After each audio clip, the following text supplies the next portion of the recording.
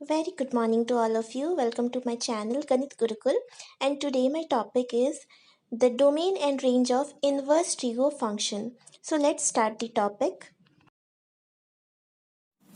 A very good morning to all of you.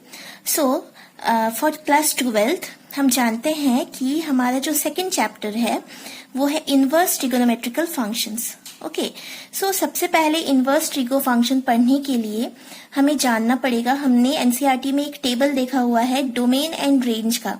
ठीक है, inverse trigo function का हमें प्रिंसिपल वैल्यूज फाइंड करने हैं इस चैप्टर में. तो सबसे पहले वो जानने के लिए हमें हमारे सारे जो 6 ट्रिगो फंक्शंस है, साइन, कॉस, टेन, कॉट, सेक, कोसेक, ठीक है, उनका डोमेन एंड रेंज, उनके इनवर्स का डोमेन एंड रेंज क्या होता है, सबसे पहले हमें ये पता करना पड़ेगा ताकि हम उसके प्रिंसिपल वैल्यूज को फाइंड कर सके. ठीक है, तो सबसे पहले हम बेसिक से स्टार्ट करते हैं. हमें जानना है कि इनवर्स क्या होता है. ठीक है, हमने फंक्शन चैप्टर पढ़ा है जिसमें हमने इंजेक्शन, सरजेक्शन एंड बाइजेक्शन ये सब कुछ पढ़ा है. हमने सरजेक्टिव फंक्शन क्या होते हैं, बाइजेक्टिव फंक्शन क्या होते हैं, ठीक है, इंजेक्टिव फंक्शन क्या होते हैं हम जानते हैं. अभी इनवर्स फंक्शन क्या होता है, सबसे पहले हम इसे एक बार रिकॉल कर लेते हैं, देन हम आगे पढ़ेंगे. हम सब पूरे बेसिक से हम समझते हैं कि इनवर्स ऑफ अ फंक्शन होता क्या है. ठीक है, हम मान लेते हैं कि कोई फंक्शन है हमारा एफ जो कि डिफाइन है डोमेन ए से रेंज बी में. ठीक है, और वो कैसा फंक्शन है, बाइजेक्शन फंक्शन है. अब ये बाइजेक्शन होता क्या है, याद दिला दें. बाइजेक्शन होता है 1 1 on 2. ठीक है, 1 1 on 2 फंक्शन क्या होता है हम पढ़ चुके हैं. 1 1 कोरेस्पॉन्डेंस रहेगा. ठीक है, अगर ये हमारा डोमेन है, रेंज है, अगर यहाँ 1 है और यहाँ a है तो 1 का रिलेशन अगर a से है तो यहाँ हमें कोई 2 नहीं मिलेगा जिसका रिलेशन a से होगा. यहाँ 2 के लिए कोई b होगा. ठीक है, 1 1 मतलब एक के साथ एक के रिलेशन होना चाहिए. एंड ऑन टू फंक्शन हम जानते हैं कि ऑन टू फंक्शन में क्या होना चाहिए कि यहाँ कोई बिना प्री इमेज के नहीं होना चाहिए. ठीक है, तो सबसे पहले हम किसी फंक्शन को इन्वर्टिबल तभी बोलते हैं, इनवर्स तभी हो सकता है जब वो बाइजेक्शन हो. ठीक है, बाइजेक्शन यानी 1 1 on 2 होना चाहिए तभी वो इन्वर्टिबल होता है. तो हमारे पास कोई फंक्शन है F such that A to B. ठीक है, then there exist another bijection, कोई और फंक्शन हमारे पास जी होगा जो कि बी से ए होगा. ठीक है, यहाँ हमें ध्यान देना है कि फंक्शन एफ जो है वो डिफाइन था ए से बी और जी क्या हो गया बी से ए. मतलब एफ के लिए जो डोमेन होगा बी के लिए वो रेंज होगा एंड एफ के लिए जो रेंज होगा जी के लिए वो डोमेन होगा. जस्ट ये उल्टा हो गया. ठीक है, और इस तरह से हुआ defined by G Y equals to X. तब हम बोलेंगे और एफ जिसमें F X equals to Y होना चाहिए, तब जी क्या होगा एफ का इनवर्स होगा. मतलब अगर यहाँ पे किसी एक्स के लिए एफ के लिए एफ फंक्शन हमने अप्लाई किया तब जाके एक्स के लिए एफ एक्स है, मतलब Y equals to F X है. ठीक है, तब ये हमारे लिए क्या आना चाहिए, जी वाई इक्वल्स टू अगर एक्स आ जाए. ठीक है, तो उस केस में हम क्या बोलेंगे कि G is inverse of F. हम ऐसे भी देख सकते हैं कि अगर हमने इस तरह से लिखा है F X equals to Y, X को हम इधर रहने दें और एफ को ले जाए तो ये एफ इनवर्स वाई हो जाएगा. ठीक है, इसी एफ इनवर्स को माना जा रहा है जी, तो G Y equals to X आ गया जो हमने यहाँ लिखा G Y equals to X. ठीक है, तब हम क्या बोल सकते हैं कि G is inverse of F. F के इनवर्स को ही हमने जी लिखा है ना, तो यहाँ क्या हो गया जी इज इनवर्स ऑफ एफ. तो ये तो बेसिक हमारा कंसेप्ट हो गया किसका, इनवर्स का. अब हमें इनवर्स निकालना किसका है, तो ट्रिगोनोमेट्रिकल फंक्शंस का निकालना है. तो एक एक करके हम समझते हैं. ओके, सबसे पहले हमारा जो सबसे पहला फंक्शन होता है वो कौन होता है, साइन एक्स होता है. ठीक है, तो साइन एक्स का ये मैंने पहले से ड्रॉ करके रखा हुआ है साइन एक्स का ग्राफ. इस जगह में कौन होता है माइनस पाई बाई 2 और ये है हमारा पाई बाई 2. यहाँ है पाई. ठीक है, ये 3 पाई बाई 2, ये 2 पाई. इस तरह से हमारा साइन एक्स का ग्राफ बना हुआ है. हम जानते हैं कि साइन एक्स का जो रेंज होता है वो -1 to 1 होता है. ठीक है, साइन एक्स का वैल्यू हम जानते हैं -1 to 1 के बीच लाई करता है. इसका डोमेन जो हमने सेलेक्ट किया है वो माइनस पाई बाई 2 से पाई बाई 2. ठीक है, ये कैसे हुआ, एक्चुअली हमें एक ऐसा एक्चुअली हमें इनवर्स निकालना है और इनवर्स के लिए क्या जरूरी था, बाइजेक्शन, दैट इज 1 1 on 2। तो हमें इस ग्राफ से एक ऐसा स्लॉट चूज करना था जो 1 1 on 2 जिसमें हो पाए। ठीक है, तो हमने जस्ट क्या किया, इस रेंज, इस जगह को हमने सेलेक्ट कर लिया -π/2 से +π/2। ठीक है, अब इसमें आप बोल सकते हो कि आप 0 से सॉरी ये पाई होगा, 0 से पाई भी लिया जा सकता था। ठीक है, तो हाँ, हम 0 से पाई भी ले सकते थे, लेकिन क्योंकि हमें एक यूनिवर्सल चीज लेना है जिसे सब, जहां सब अप्लाई हो पाए, तो इसलिए हमने क्या किया, -π/2 से π/2 ले लिया। ठीक है, और क्योंकि वो फंक्शन हमारा 1 1 on 2 हो रहा था, तो इसमें हमने देख लिया कि हमारा डोमेन क्या हो गया, -π/2 से +π/2 हो गया, और हमारा रेंज क्या हो गया, -1 से +1 हो गया। अब हमें निकालना है साइन का इनवर्स।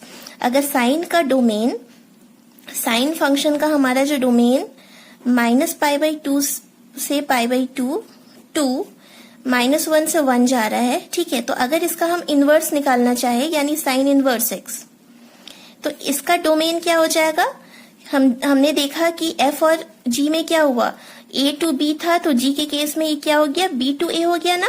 तो सिमिलरली साइन x का अगर हमारा -π/2 π/2 से -1 से 1 है, तो साइन इनवर्स के लिए भी ये क्या हो जाएगा, जो डोमेन है वो रेंज हो जाएगा, और जो रेंज है वो डोमेन हो जाएगा, यानी -1 से 1 टू -π/2 से π/2।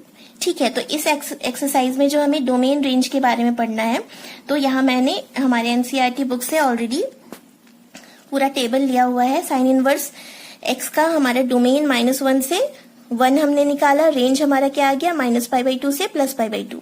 हम सारे फंक्शंस का एक एक करके फाइंड तो कर नहीं सकते, तो इसलिए मैंने सिर्फ एक फंक्शन साइन का फाइंड करके दिखा दिया कि साइन इनवर्स का डोमेन -1 से +1 कैसा हो रहा है, और रेंज -π/2 से +π/2 कैसे हो रहा है।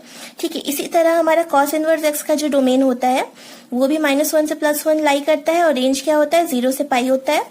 tan का x रियल नंबर, रेंज क्या होता है, -π/2 से π/2 होता है। कॉट इनवर्स का रियल नंबर डोमेन, रेंज क्या होता है, 0 से पाई। सेक इनवर्स का क्या होता है, -∞ एक्सक्लूडेड, -1 यूनियन 1 इन्फिनिटी एक्सक्लूडेड। ठीक है, और ये हमारा रेंज है। सिमिलरली कॉसेक इनवर्स का ये है। ठीक है, तो मेनली हमें इस एक्सरसाइज में जो याद रखना है वो याद रखना है रेंज। रेंज को क्या बोला जाता है, रेंज को ही प्रिंसिपल वैल्यू ब्रांच भी बोला जाता है। हमें डोमेन से बहुत ज्यादा मतलब नहीं है इस एक्सरसाइज में। ठीक है, इस एक्सरसाइज में बेसिकली आपको इस टेबल में इस पूरे वैल्यूज को याद रखना है।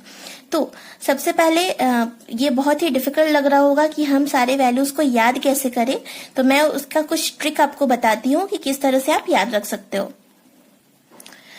ओके, तो इसे लर्न करने के लिए सबसे पहले हम क्या करेंगे, कुछ फंक्शंस की ग्रुपिंग करेंगे। ठीक है, ग्रुपिज्म करेंगे, एंड ग्रुपिज्म के बाद जो हम ग्रुप्स बनाएंगे उनके प्रॉपर्टीज क्या होंगे, लगभग सिमिलर टाइप्स होंगे।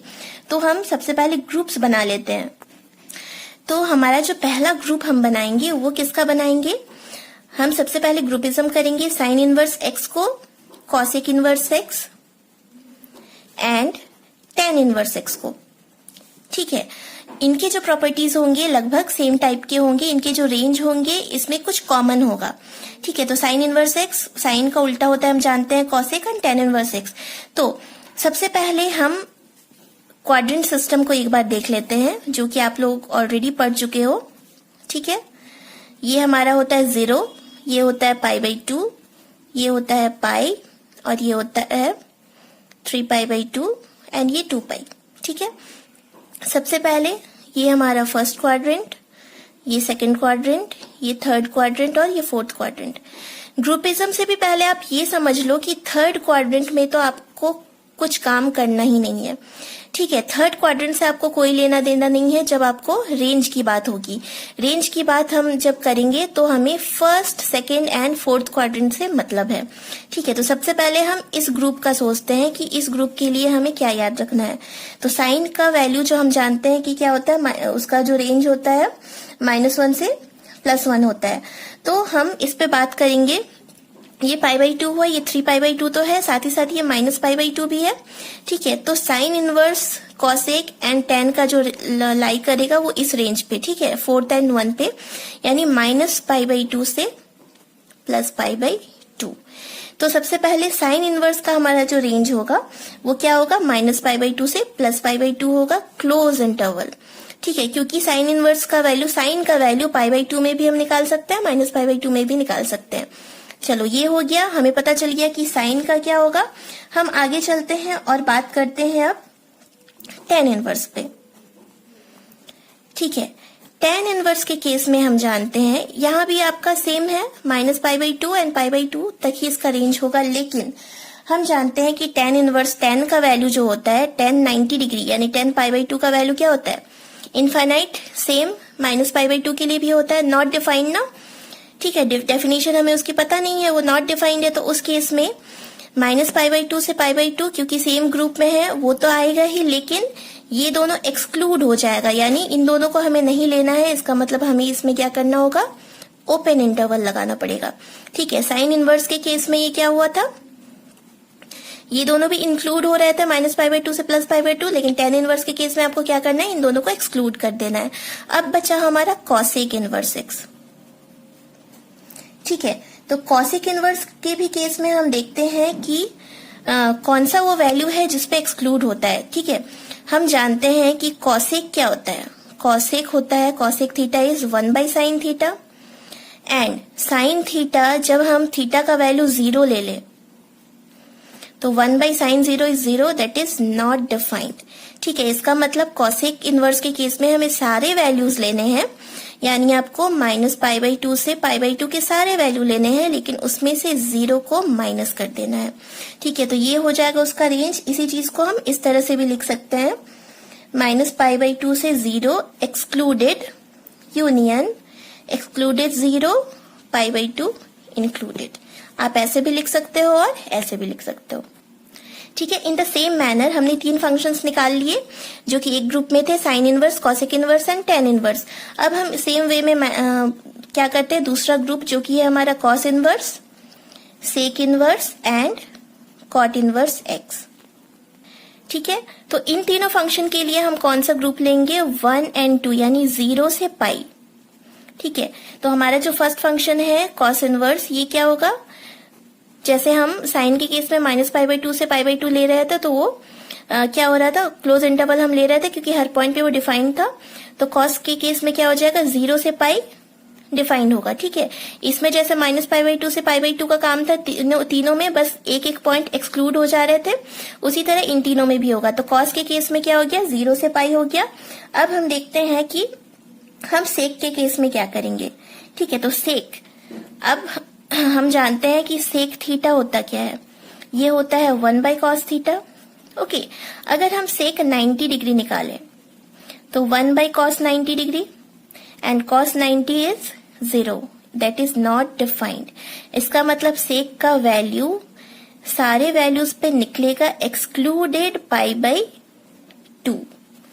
ठीक है, इसका मतलब ये इसका इंटरवल, इसका रेंज क्या हो गया, 0 से π -π/2। इसी चीज को हम इस तरह से भी लिख सकते हैं, 0 से π/2, 0 इंक्लूडेड π/2 एक्सक्लूडेड, यूनियन π/2 एक्सक्लूडेड π। ये समझ आ रहा है। ठीक है, अब हम बात करते हैं कॉट का। तो कॉट थीटा होता क्या है, कॉट थीटा हमारा होता है cos theta by sine theta. ठीक है, तो हम देख रहे हैं डिनोमिनेटर में कौन है, साइन है। तो साइन का अगर हम साइन थीटा 0 कब होता है, किस केस में होता है, एक तो होता है 0 डिग्री पे और दूसरा होता है पाई पे, पाई पे भी 0 होता है ना। ठीक है, इसका मतलब जब हमारे डिनोमिनेटर में 0 हो जाए तो उस केस में क्या हो जाएगा, हमारा जो कॉट थीटा हो जाएगा, कॉट थीटा हो जाएगा 1/0, दैट इज नॉट डिफाइंड। तो इस केस में हमें दो चीजों को हटाना पड़ेगा, एक तो 0 को और दूसरा पाई को। इसका मतलब इसका आंसर हमारा किस तरह से हो जाएगा, 0 से पाई तो रहेगा बट ओपन इंटरवल। ठीक है, ओपन इंटरवल रहेगा यानी 0 भी एक्सक्लूडेड एंड पाई भी एक्सक्लूडेड। तो अब हमें समझ आ गया कि किस तरह से हमने ग्रुपिज्म किया और याद रखने का हमारा क्या ट्रिक है। तो ये समझने के बाद हम दोबारा एक बार टेबल को देख लेते हैं। आप लोगों को अगर स्क्रीनशॉट करके रखना है तो आप कर सकते हो, एंड आपको इसके सारे रेंज को रिमेंबर रखना है। रिमेंबर रखने के ट्रिक भी मैंने बता दिए हैं। अब मेरे नेक्स्ट लेक्चर वीडियो में मैं इससे रिलेटेड कुछ क्वेश्चंस भी सॉल्व करके आपको बताऊंगी, ठीक है, कि हम प्रिंसिपल वैल्यूज कैसे फाइंड कर सकते हैं इनवर्स ट्रिग्नोमेट्रिकल फंक्शंस में। Thank you.